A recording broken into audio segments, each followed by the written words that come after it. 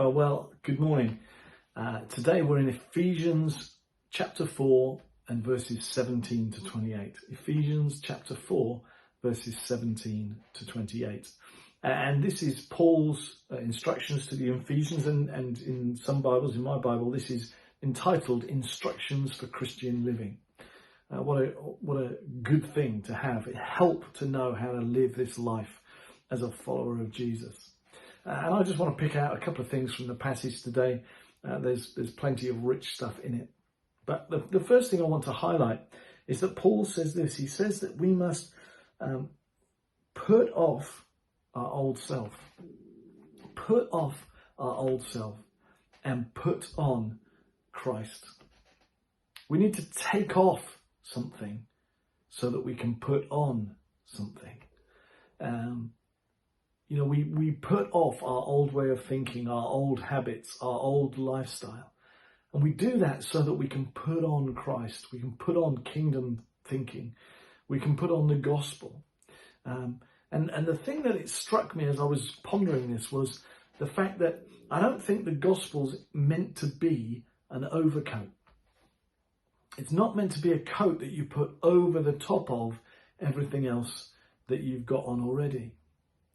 It's not a case of you've got all your old self and you just keep that on and then you try and put over the top of it this sort of overcoat of the gospel.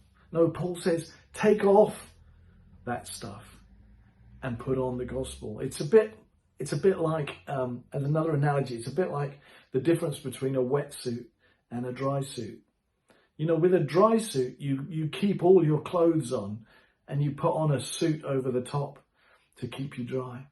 But with a wetsuit, you have to take off your clothes to put the wetsuit on. That's what the gospel's like. You need to take off your old self and then put on your new self. We'd be great today to be asking the Holy Spirit, show me things, ways of thinking, actions, habits, things that I do, Holy Spirit, that are of the old self, which is gone.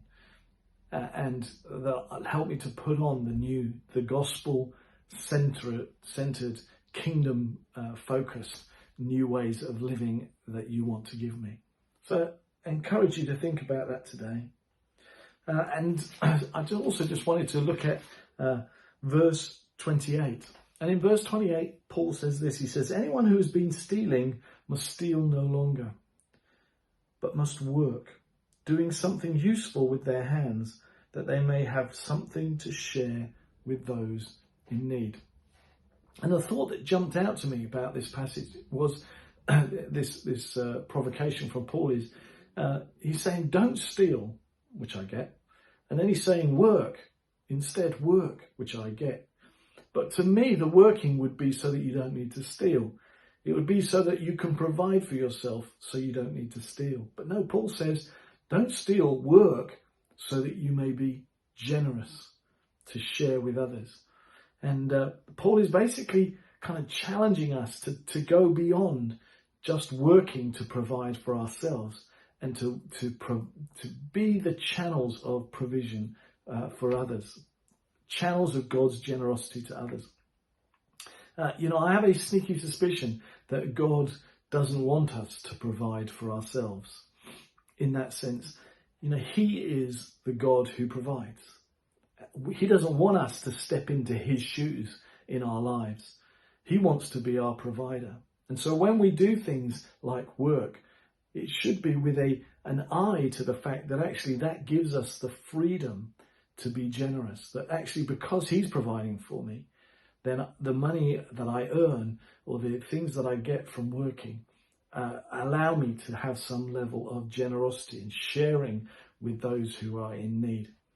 And so I'd encourage you today to just think about that. Think, Lord, how can I structure my finances in a way that allows me to take what I earn from my work and trust you to provide for my day-to-day and use those funds to be generous and to help those who are in need.